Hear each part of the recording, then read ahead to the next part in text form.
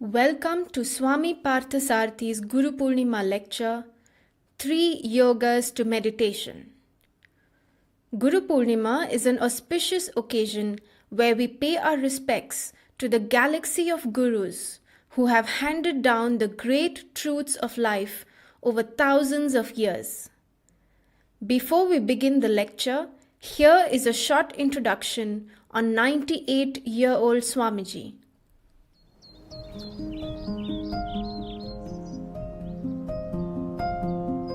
Living is an art, a technique, a skill. But you've got to learn it and practice it.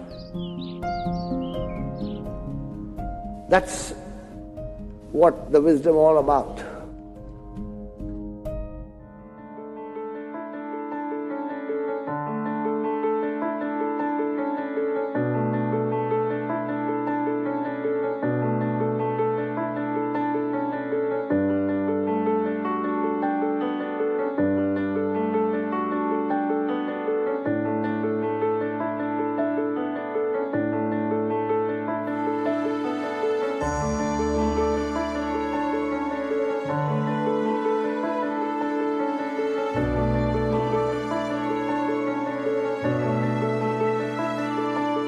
Highlights in my career is discovery of the knowledge.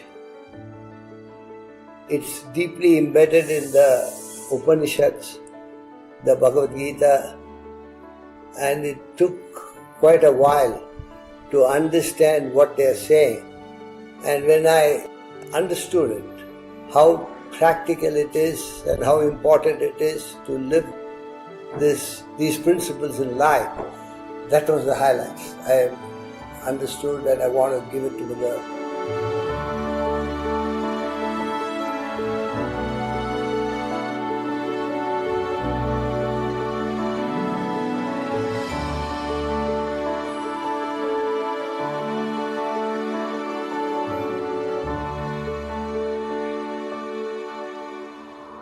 Schools and universities provide information, knowledge, which gives you intelligence. Vedanta Academy is the only academy in the world which provides you a way to develop the intellect.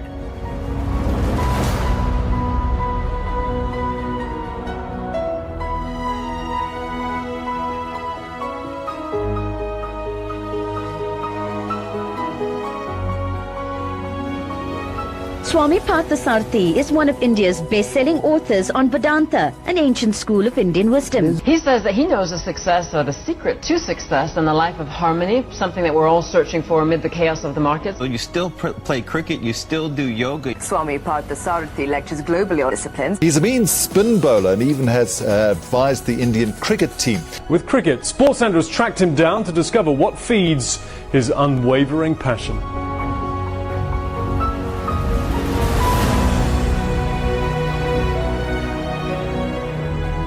Mental health that creates physical fitness. Cricket is one of the few things that I do. I've been doing yoga and exercises which keeps you fit. But that will not bring about mental fitness. Mental fitness is only with the intellect.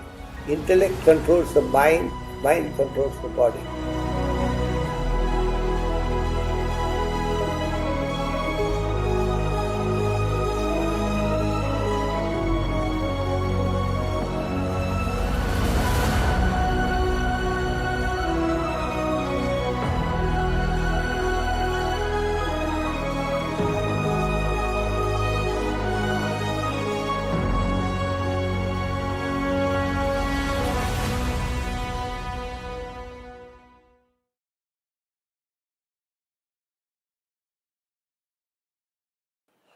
On this auspicious occasion, we pay homage to the great souls who have directed us to essential being. The essential thing that any person should do is to find the self. Beyond your body, beyond your mind, beyond your intellect lies your essential being. get there. Find that. Nothing else is of any consequence. This is an archive lecture delivered on the occasion of Guru Purnima in 2008 at Shanmukhananda Hall, Mumbai. Swami G was 81 years old at the time.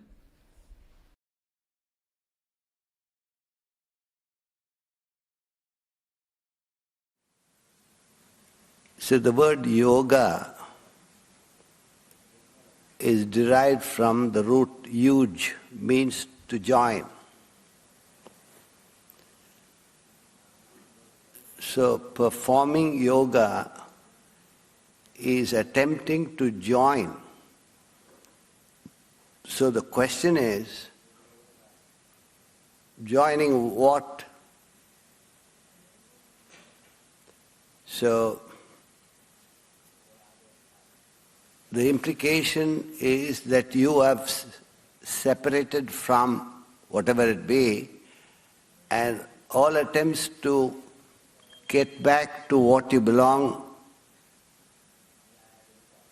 is the union. And that union is called yoga. The English word religion is made up of two words, re-ligare. Re means back again. Ligare means join, unite. So the English word religion means to join again. Again, the implication is that you have separated.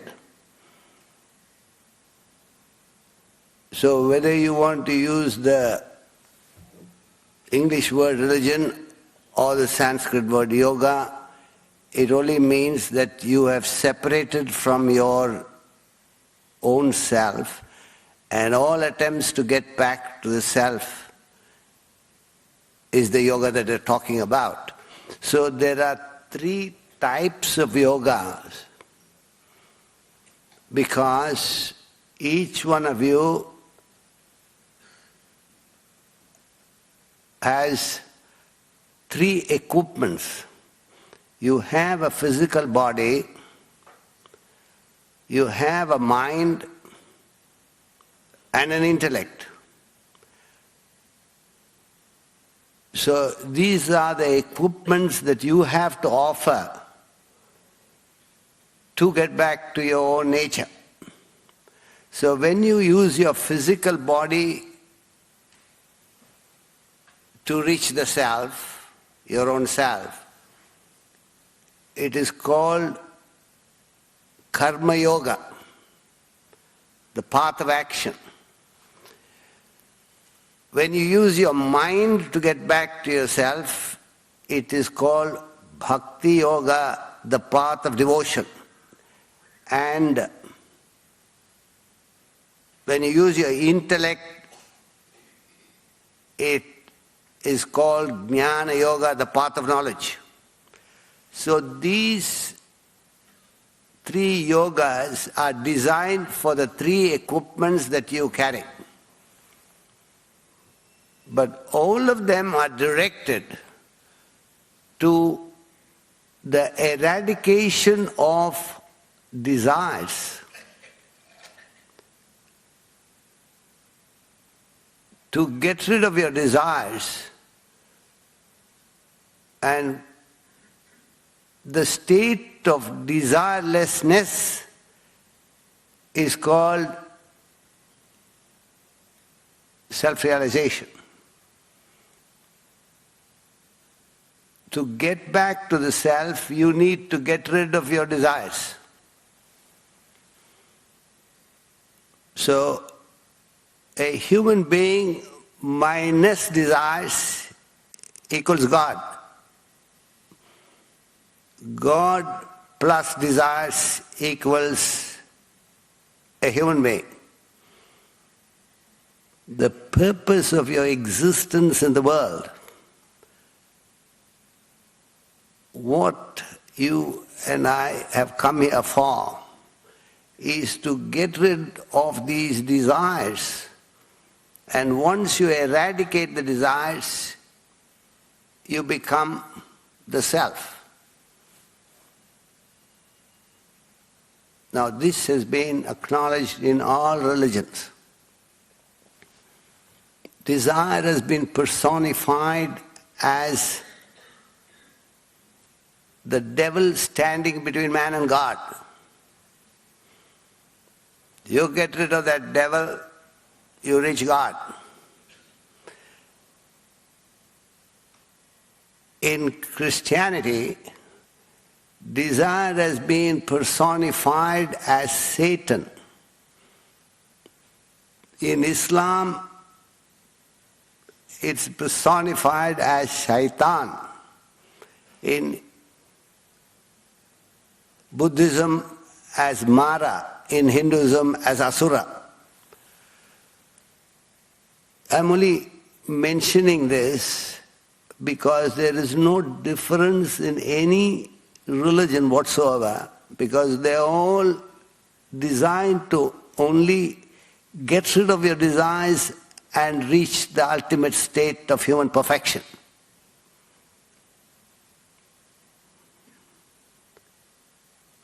You are all living a state which is conditioned by the desires. And the problem is that you know not that you are conditioned. In fact, nobody who's conditioned understands that he's conditioned. So you all know that a person who is under the influence of alcohol is conditioned by alcohol. Now, he may be a millionaire, but he will be lying on the gutters, and you go as a friend to help him. Say, I want to take you home. He says, this is my home. Now, if you try to help him to get back to his home, he will protest. And he may even strike you. But if you have an ounce of feeling for a friend, you will not let him lie there in the street. Some or other will pick him up and reach him to his house, and thereafter he can do what he likes. This is the condition of humanity. Great men, time and again, find the state in which you are, totally involved in the world, totally attached. You are clinging on to the world, not realizing that there is this ultimate state to reach beyond your waking, dream and deep sleep states that you are experiencing.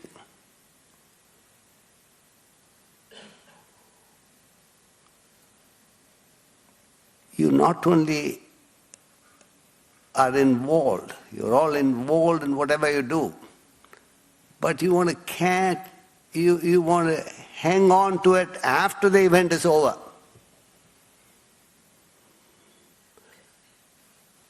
I remember my days in my college. I had done fairly well in my academics and sport. So I was known to all those people. So when we graduated, my friends came running to me and said, Pacha, fill this form, fill this form. I said, what is this form? So I looked at it, Old Boys Association.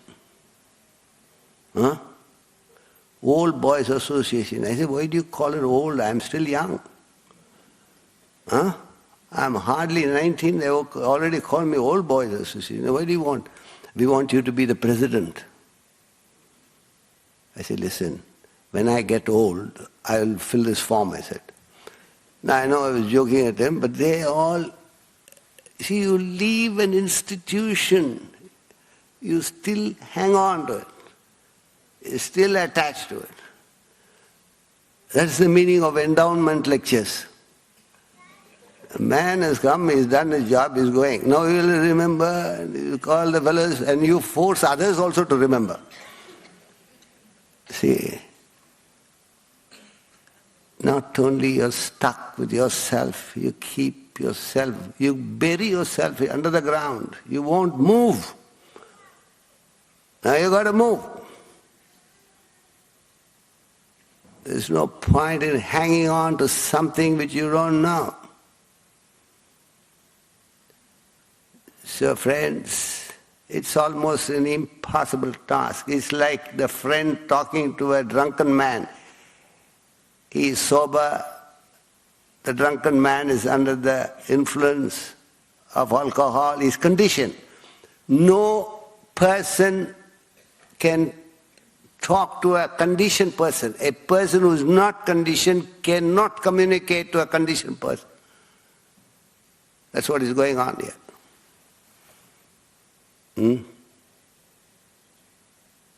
At the end of the lecture, maximum he speaks well or not well.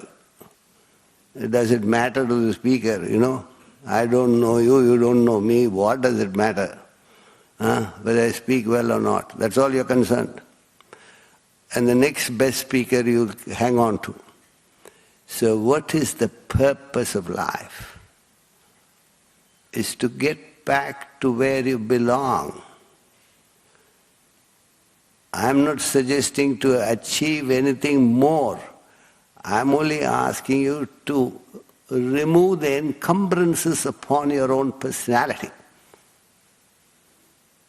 And that is to offload the desires all your lifetime. It's multiplication of desires and desires. What do you want? Desires for acquisition, desires for enjoyment. So you want to acquire. And nothing wrong with acquisition. But that hanging on to something like a heavy weight, you're not able to move thereafter. And that's what and the end comes after the business and you earn money and then you want to get to service clubs, Rotary Club and Lion Club, you hang on to that. And if that is not possible, some committee of some hall, you want to hang on to the halls. Now you must revise your thinking. What is this all about?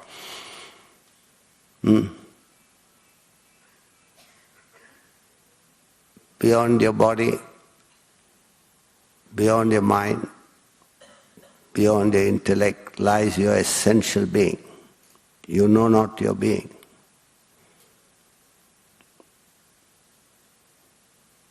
You are not what you believe yourself to be now.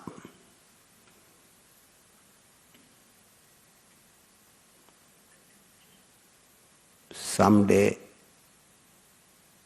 you have to find your own self. You will not rest content until you find yourself.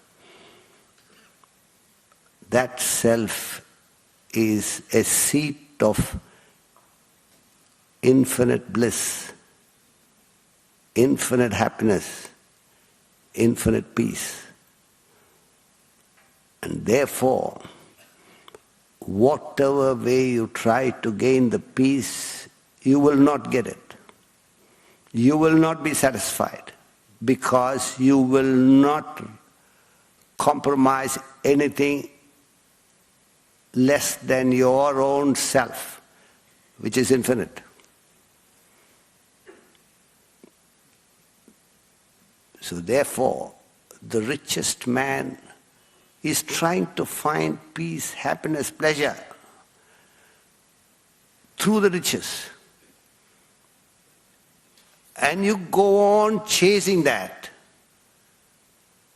And you find out from human history, is there one person who found satisfaction, contentment, satiation through acquisition of riches? I'm not a pessimist. I'm telling you the realities. You will never find. Therefore the chase is endless. Another person pursues power.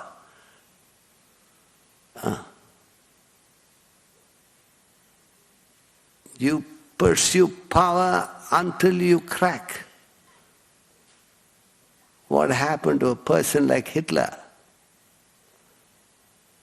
He went on acquiring, and he wanted to go into Pall Mall, into the Buckingham Palace. And that also, he wanted to get it quick. Even if he had got the Buckingham Palace, there's no end to that acquisition. So you cannot find contentment, fulfillment through acquisition, which you're trying. But if you're sensible, you'll try to find out what others have done. Not through enjoyment. You can never find fulfillment through enjoyment. Ravana had a harem. You know who supplied the women in the harem? Indra. He had women come from Indra. Ravana, one afternoon, he was resting, sleeping. That's the only thing he had common with the Vedanta Academy. He used to sleep in the afternoon. We all sleep in the afternoon. So, two visitors came. And they were very distinguished visitors. And the servant said,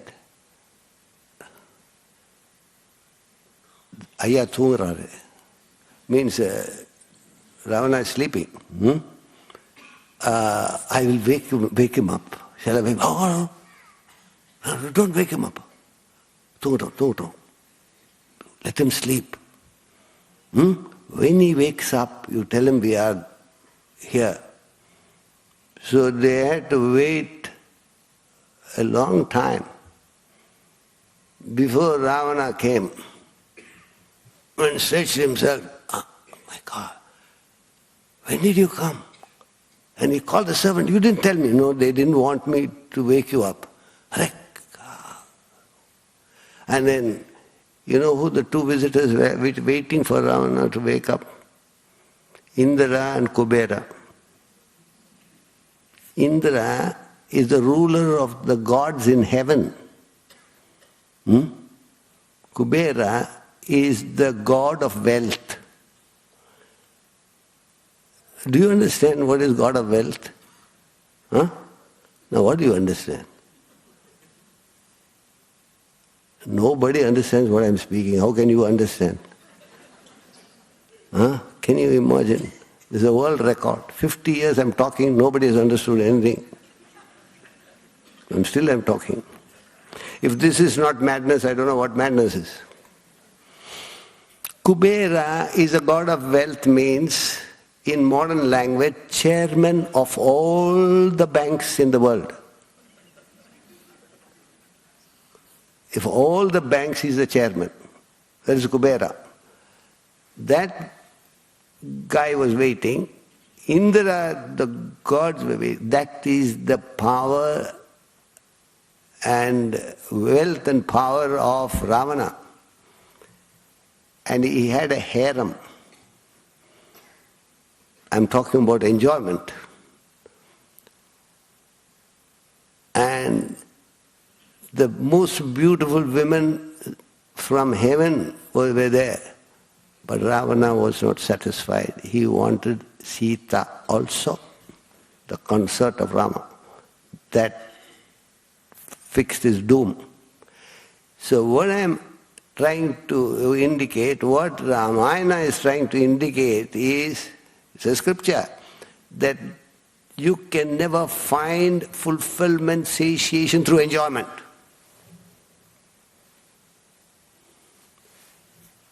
Find out for yourself, for your own satisfaction. Think before you keep chasing everything.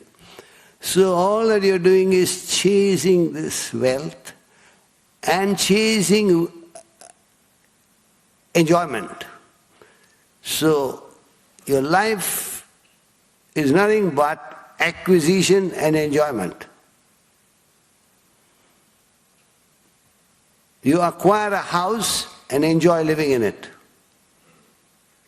You prepare a tennis court, enter the tennis court, enjoy playing the game.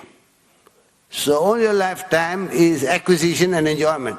Both don't have this finality which you're chasing. So you add 1 to 1 or 100 to 100, a million to million, you will never find the end. It's ad infinitum. Only when you reduce, you hit zero. You got to reduce. So these desires are propelling you to greater and greater achievements in life. There is no end. I'm not a pessimist. I'm telling you the realities of life. With some of you, very few percentage, at the age of 70, if you live, you realize that you wasted your whole lifetime chasing something.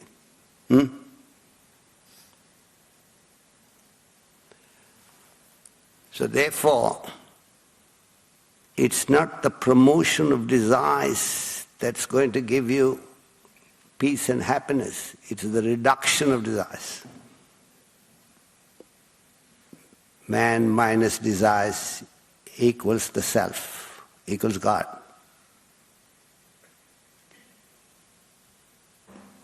You have that on board.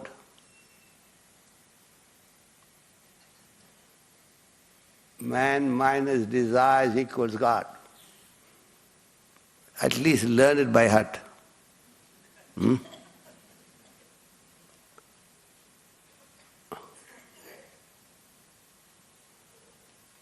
So through these three disciplines, karma, bhakti, jnana, you will be able to reduce the desires, and ultimately you eradicate desires only through meditation. But if you try to meditate before you reduce the desires, it's simply not possible. So you got to offload the desires, the bulk of desires, and that is through these three disciplines, karma, bhakti, jnana.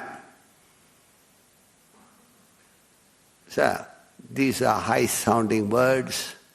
And there are people who will give you a lecture for 1 hour on karma and bhakti and jnana. 3 lectures you need. And by the end of it you're so confused. Now what is this karma, bhakti, jnana? When A meets B, the first and the last thought is, what can I get out of B? A thinks in terms, what can I get out of B? And similarly, B thinks, what can I get out of A? Karma is, can I be of some service to B? You don't need to serve. Nobody needs your service. But that attitude of wanting to be of some service,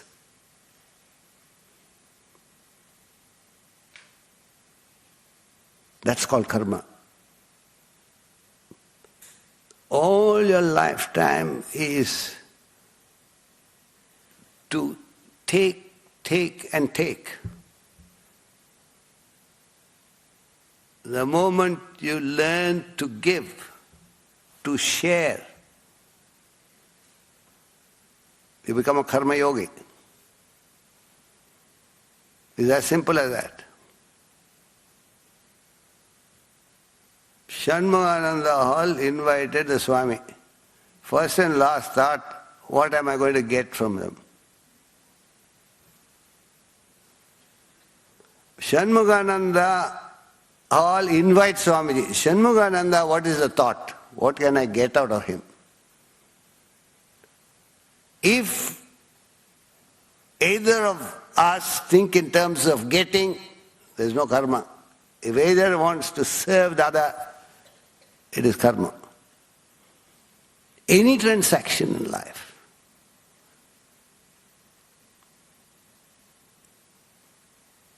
If you live with the idea of serving, sharing, giving, rather than being served,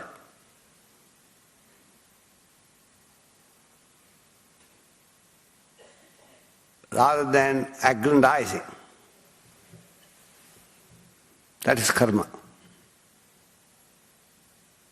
If you go to the definition, they will say, when one has no ego and egocentric desires and works in a spirit of a higher ideal, they're all big talks. Which is all correct. The moment you have a higher ideal and work without ego and egocentric desires, you're doing karma. But it's so confusing. But the simple formula is an attitude to look into the other's interest more than you. Such a person flourishes. Not only spiritually, even materially flourishes. There are so many parables, so many instances in our Shastras indicating such great men who gave and gave and gave.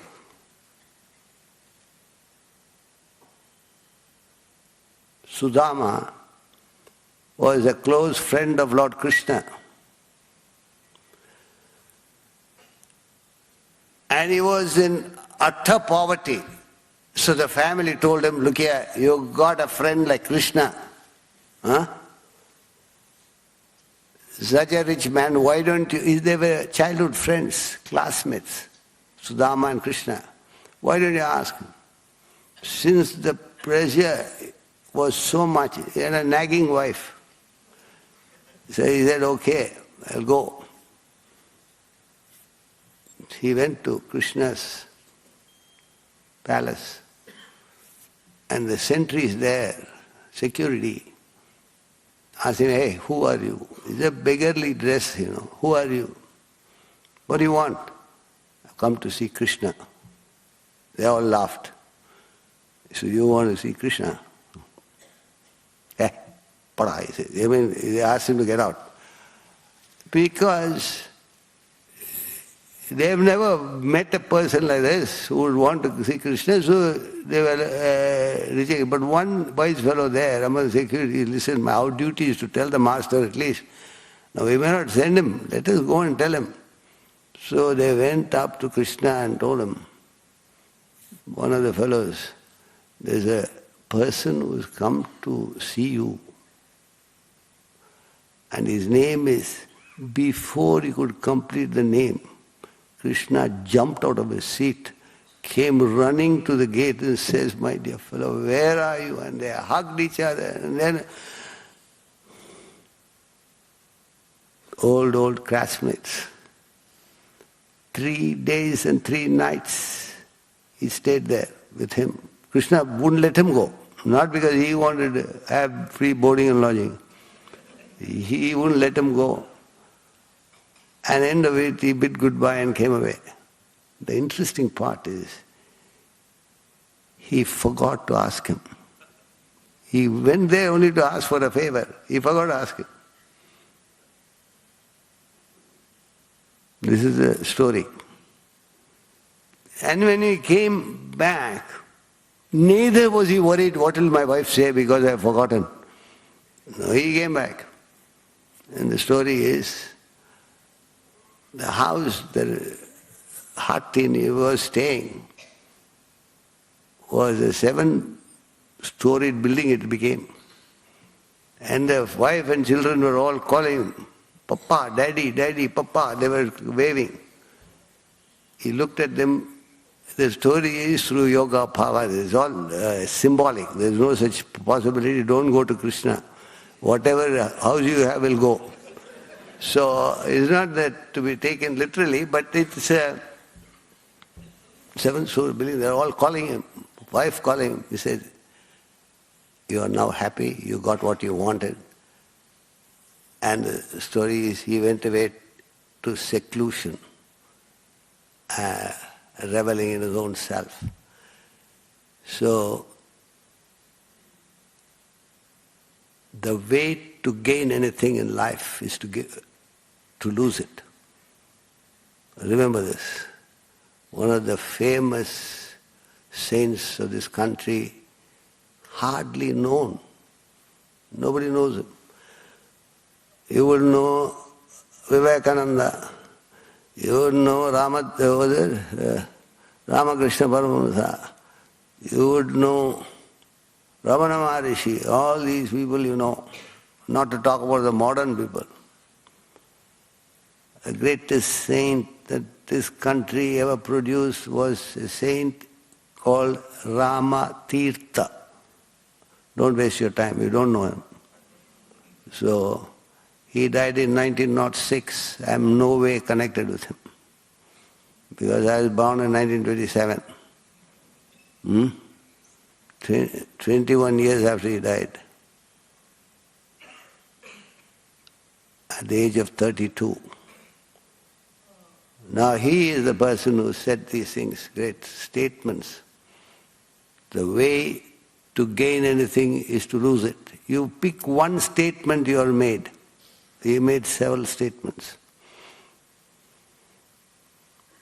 Now you want to aggrandize, you lose. You leave it alone, you gain. This is the law of life, law of nature. In the phenomena of colors, an object is blue in color because it gives away blue. It absorbs all the other Vibgori colors. What it gives away, it has. This is physics, not philosophy. Similarly, chodo, you gain. Pagdo, you lose. You want to grab, you lose. Leave it alone, you gain. Find out from history. When Pandit Nehru died, there was a big vacuum. The only person who was a giver in that cabinet was Lal Bahadur Shastri. I am no way connected with him, neither am I a politician. I am telling you what had happened. Lal Bahadur Shastri was really successful. That family, of course he became the Prime Minister. Nobody knows the family trend. All of them were paupers because he never made use of his position or power. The last person in India who wanted to become a Prime Minister was Lal Bahadur Shastri. They plucked him and put him as the Prime Minister. Read history, this country. That fellow Rajiv Gandhi, he was not interested in politics, he was not interested in any position. He was interested in flying kites. He was flying, that was his interest. The whole lot of them caught hold of him, made him a politician and thrusted the Prime Ministership on him. He didn't want it. This is a fact. Later, after tasting it, if you also taste Prime Ministership, very tasty. He wanted it. He lost it. All right? Narasimha Rao announced his retirement. I have served this country, I have served this thing. He was never a Prime Minister. He said, thank you very much, I appreciate all the cooperation you all given me. Countrymen, bye-bye, goodbye. And he announced his retirement. They picked him up from his bedroom, made him Prime Minister. 5 years. After tasting it, he wanted another term. Gone. These are not stories, this is truths in life. Because you'll say, no, in politics it's not like that, you must fight for it. Any fellow fought for it was fought against. He'll never succeed. Find out. Who are the persons? Manmohan Singh had any idea of Prime Minister? He didn't know the spelling of Prime Minister. They plucked him, put him there. Huh? Today, you sincerely practice that I don't want to become Prime Minister, you will be made Prime Minister. Try it. But if you cheat to yourself, you won't get it. Genuinely, I don't want. Every day you do that manana. You will be pulled out of Shanmugananda Hall, put to Prime Minister. Huh? Prime Minister is too much. President of the Shanmugananda Hall.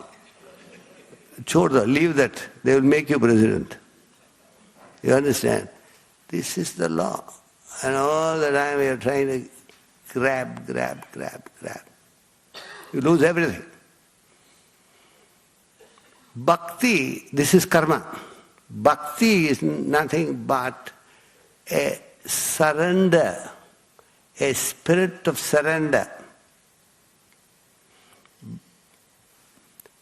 Areas of your ignorance you must learn to surrender. You do not know medicine. You must surrender to a doctor. At least till you're cured. After cured, they sue the doctor. This is speciality in the Western world. We respect him, we revere him. In this country, they sue them. So area of your ignorance, it could be medicine, it could be law, it could be architecture. You got to surrender. In the suburb, some 7-8 years back, or maybe 12 years back, one of the buildings collapsed in car area. I don't know if anybody remembers that. Huh? Isn't it? That fellow, what happened, he was in the ground floor. He owned the whole building. He went to a neighboring building, there was a beautiful breeze. Hawa. He said, why no Hawa here, why no breeze here, there's a beautiful breeze there. That contractor fellow, he called. He said, this wall is there, this wall is preventing all these things. He said, knock it off. Sir, we'll have to ask the architect. That architect is the fellow who put it there, no? Huh? Simply knock it off. There's no joke. He knocked it off. All the 6 floors embraced him. They came and embraced that fellow. Whole thing collapsed. It's not a story, it's a true incident. You got to surrender to areas which you do not know. Ignorance. Otherwise, you're finished in this world. If you treat yourself, there are people who treat themselves. I introduced a lady, at least I advised a lady who had a problem with the abdomen to consult one of the top gastroenterologists in this town many years ago. He's an authority. He was a genius. He's no more there. The first thing he said is take biopsy. So she got so upset. Why biopsy? And the family also said, Swami is always like that. He thinks of the highest, this treatment and all. Not necessary. And they took Ayurvedic oil and started rubbing on that abdomen.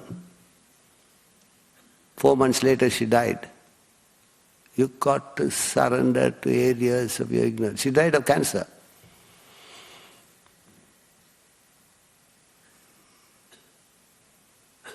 So, what is the area of ignorance? I would ask you, what is the knowledge you have? Huh? You don't know where you came from. You don't know where you're going.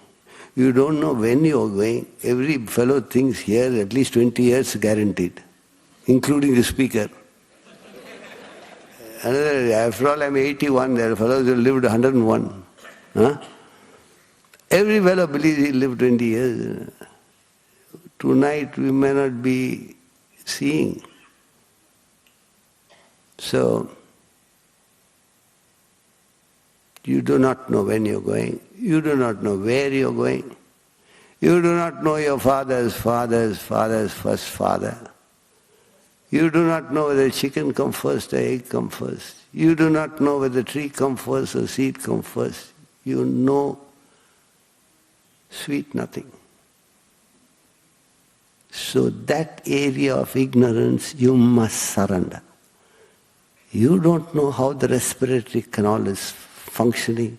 The alimentary canal is so beautifully functioning. You don't know how the eyes and ears are all functioning. The scientists say that just to register a sight, over 100 million operations take place. You're blissfully unaware. Huh? So you're blessed with infinite gifts. And what do you want? One more thing. My daughter should be married. Now what if daughter should be married? Or my son should be settled, therefore you are unsettled. To be grateful to all that you are enjoying today. You have a pair of eyes, you got limbs, but you want one thing more. You must learn to surrender those areas which you do not know where it's coming from, what is it. Instead of that, one thing more, one thing more. A fellow in Calcutta, a very, very big businessman, he's one of the top businessmen in Calcutta. So a fellow has got a nasty habit of saying, bless me, bless me, bless me. I told him, I do not know how to bless. If you ask me the interpretation of a verse, I'll manage to say something. But I don't ask me how to bless because I do not know how to bless. If at all I know, first person to bless will be myself. I'm in a bad shape now. Huh? Poverty stricken. And now you ask me to bless you. Have you got any sense? I will bless myself first. If you see my condition, why would you ask? No, no, Swamiji, you do not know you have that power. He's telling me I have that power. So he won't let me bless. He pulls my hand, puts it on the head. Thank you, Swamiji. Blessed. I'm not joking every time. A fellow is a multi-millionaire, I don't know what he wants. Swamiji, your blessing is necessary because my daughter must be married. She's 29. Next year she'll be 40. 29 plus 1 is 40. Nobody will marry her. And he took my hand and how much I told him, he said, then a month later he phoned. I told you, your blessing has come true, Swamiji, your blessing come true. And what happened? I didn't remember all this daughter and all. He said, best boy, that in Calcutta. And Calcutta, that family is, can you hear me? He's whispering, three times richer than us. I thought nobody will be richer than him. He says that family is 3 times richer than at least Swamiji, only son, no daughter. So all the money will come to his daughter and to him. Excited. I said, anyway, thank God for what, Swamiji, your blessing, your blessing. I said, all right. Next year I went. The daughter was in the house. Kya hua? What happened? No, Swamiji, same problem. You said the boy was excellent boy, a brilliant boy, gem of a boy, Swami. Even now, gem. Every day he comes and visits my daughter. But same problem people face. Arey Baba, I don't know what is same and not same. What is the problem now?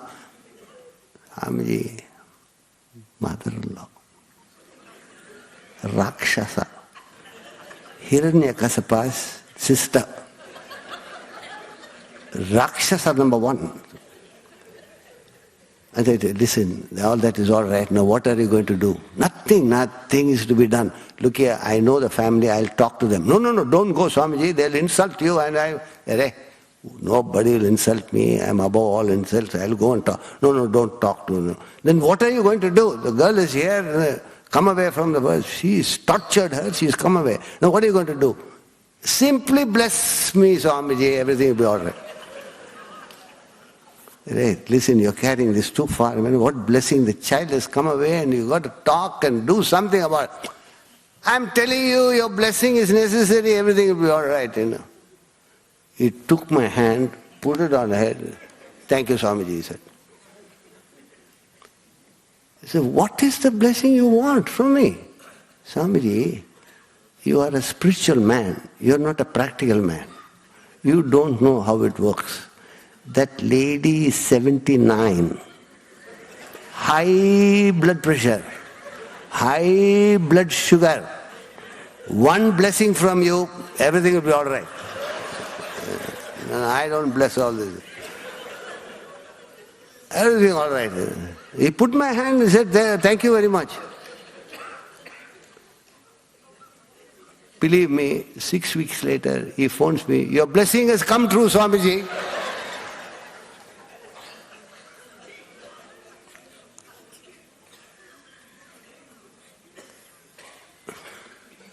Surrender.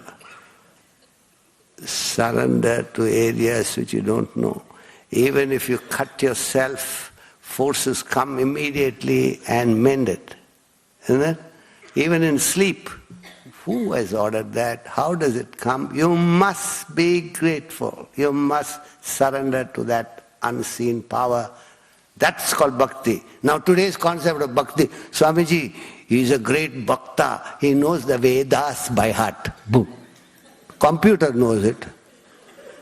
The greatest bhakta is computer. Swamiji, he has seen all the pilgrims in the whole of India. His calf muscles will improve. If he travelled all over. Oh, his bhajans, he sings so well. His throat muscles will improve. That's all. These are all not bhakti. No, I'm not undermining it. Okay, it is good. But just because a person can repeat the Gita backwards and forward, that doesn't make him a devotee of God. So that recognition, that awareness of the divinity that shapes our ends, that is bhakti. Jnanam, the last one, is not erudition and scholarship as you believe.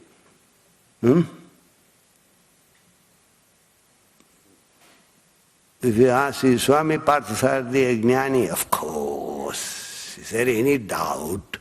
Because he knows the Bhagavad Gita, he knows the Upanishad, he's lectured all over. This is not jnanam. I'm not being modest. I'm not talking about myself. I'm talking about the fact that a person knows the Gita backwards and forwards, the Upanishads. That's not jnana. Jnanam is a person who recognizes what is eternal and what is ephemeral. Nitya, Shankaracharya defines it in one sentence. Nitya, anitya, viveka, vicharam. Nitya, anitya, viveka, vicharam. A in Sanskrit means non. Nitya means eternal. Anitya means non-eternal, means ephemeral. Viveka, that distinction, difference, vicharam, constantly is thought is what is permanent and what is impermanent in life. What is eternal, what is ephemeral. He who understands what is the permanent aspect of life, because all of you embrace only the ephemeral things. Everything passes away. All the wealth that you acquire will pass away. Your family will pass away. Your house, everything passes away, except the self. He who understands the difference between the eternal and the ephemeral. He's a jnani. He's a man of wisdom, not as mere erudition and scholarship. So you practice these three, you offload your bulk of desires, and in the last few desires you can eliminate only through meditation. So meditation is not, you don't start with it, you end with it. And what is meditation? Your intellect, buddhi, holds your mind, manas, on one single thought to the exclusion of all other thoughts. So meditation is the art of the intellect holding the mind to a single thought to the exclusion of all other thoughts. That's called meditation. And if you meditate, you eliminate the last few desires, thoughts, and you reach the state of desirelessness, which is the state of self-realization, which is beyond the waking, beyond the dream, beyond the deep sleep states. So, the first thing I would recommend is, these are all big terms. Start developing your intellect. The whole humanity, and Matunga is not an exception, has lost its intellect. Humanity has lost its intellect. Nobody thinks.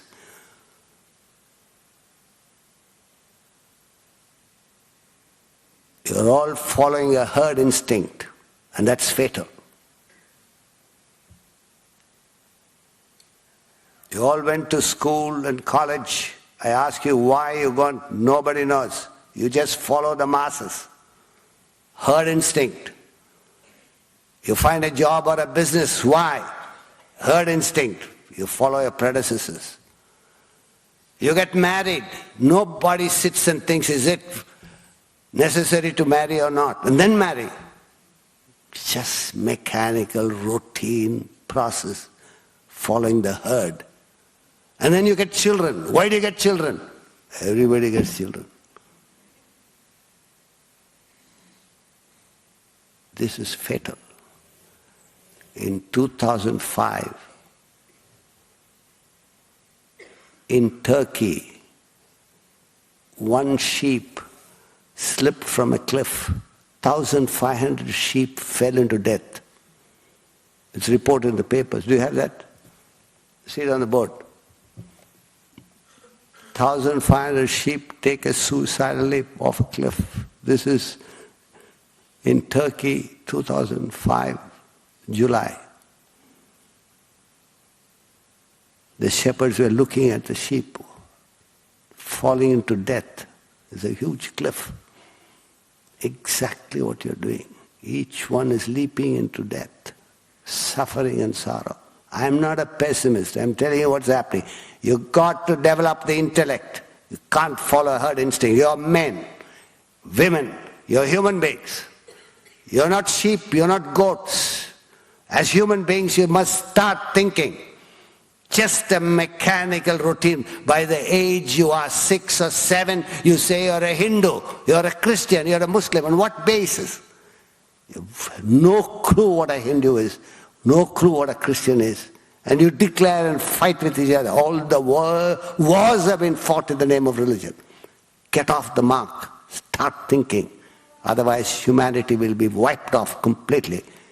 I'm not a pessimist. I'm telling you the realities of life. We are on the verge of extinction because of our colossal foolishness. No intellect.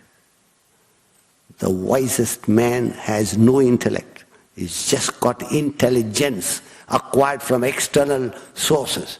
Intellect has to be developed by oneself. In fact, if this association, I don't know what this association, where I've come, I don't know. But any association, I've written the last book called The Fall of the Human Intellect. It's a small book. And if any institution doing any service pass this book on.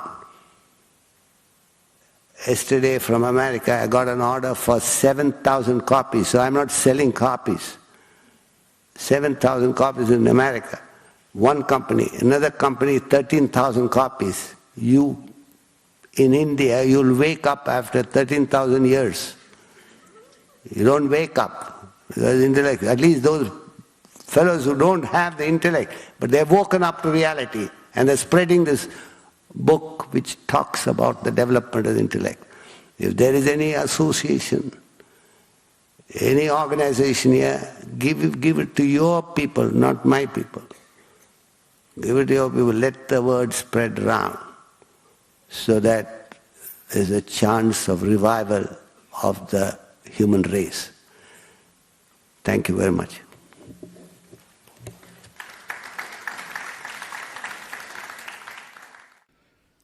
We thank Swami G for tirelessly teaching and inspiring us with his wisdom. Guru Dakshina is an age-old tradition wherein students express gratitude for knowledge received from the teacher. Those who wish to make a contribution may use the link below. Donations support public education on higher values of life, including the residential programs at the Vedanta Academy in India. To further one's self-development, the following avenues are available. The first is the 3-year residential course at the Vedanta Academy for students between the ages of 18 and 30. The Academy is also open to visitors for short stays. For short programs, the Academy offers retreats for youth and adults to introduce the knowledge of Vedanta. For further details, visit event.vedanta.info. Regular study classes are facilitated worldwide by alumni of the Vedanta Academy and are open to all. Swamiji's Ancient Wisdom for Life podcast series offers profound insights to navigate life with clarity and purpose. Podcasts are available on Apple Podcasts, Amazon, and Spotify. For more details, visit vedantaworld.org. Thank you for joining us today.